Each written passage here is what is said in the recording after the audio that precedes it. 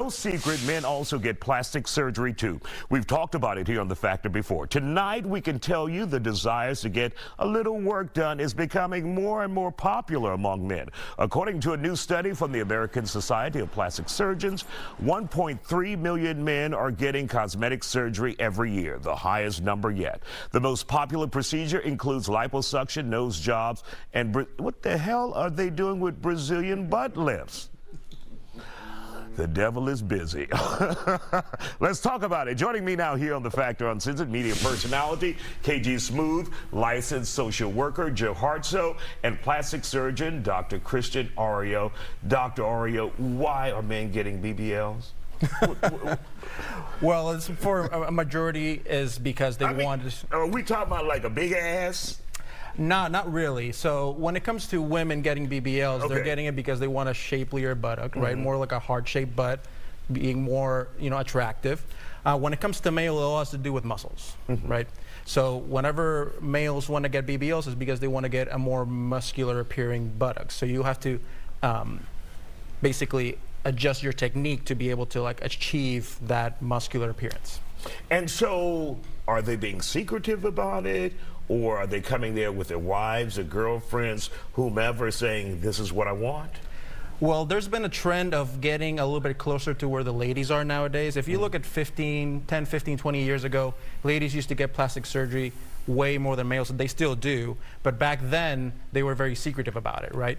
Nowadays, they're not at all. They'll go to the bathroom, show their girlfriends about their new, breast augmentation, whatever it may be, show their scars up. They're very public about it. Males nowadays are getting more plastic surgery. I would say probably in the last few years it's duplicated.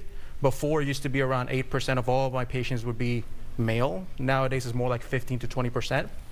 I would say that half of them are being still secretive, and then the others are showing their friends along those lines. All right. So Joe, would you do it? What are your thoughts? Well, I wouldn't, and not because there's anything wrong with it necessarily, but for me, I find contentment with who I am and how I look. And I think that if the problem that is posed, that if you are unhappy with who you are before you get this work done and you make no changes and nothing happens, the chances that you're gonna feel happy with your body and yourself 5 months down the line, it's questionable. And that's where I see a lot of body dysmorphia and mental health issues, is in this distorted version of yourself. And KG, before we get to you, doctor, is that always the case though, that someone is not satisfied with who they are? Are they trying to get augmentation? Are they just trying to improve themselves or take that extra step they can't achieve at the gym? Right. In my and what I've seen in my practice, most of the time it's not. It can be because they decided to better themselves and lose a lot of weight. They lost 120 or 150 pounds. Now they have all this extra skin. They want to get all that removed, right? Because now they don't even recognize themselves in the mirror, right? Or it could be because they have been very physically active, going to the gym, etc. But then there's still kind of these stubborn areas that are more hormonally active. So it's very difficult, even with diet and exercise, to be able to get rid of those, right?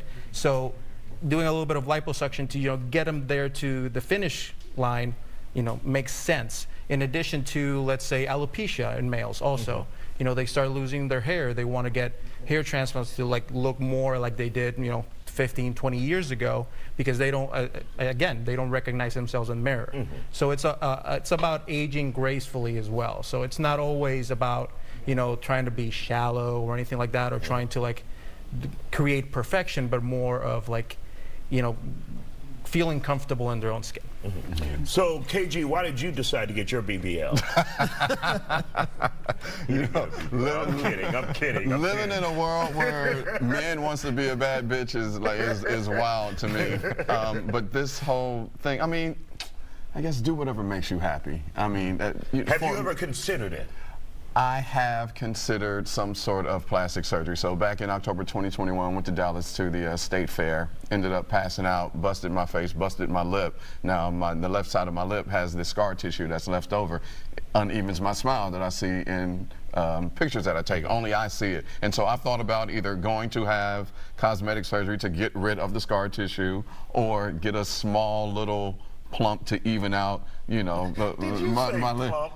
small little plump to even it out. But, you know, it was just a thought. You know what I mean? Once I got over myself, it's like that. And then, you know, just hearing what you're saying, doctor, I get all of that. But that same amount of time and money that they spend to get the procedure done sounds like the same amount of time and money that they could use to get a trainer and to, you know, change your diet to get rid of whatever you got. But these men's getting a BBL. I mean, I'm like, who's really doing that? What the doctor said, sometimes it just doesn't work in the gym. You have to go that extra mile. Right. Joe, I mean...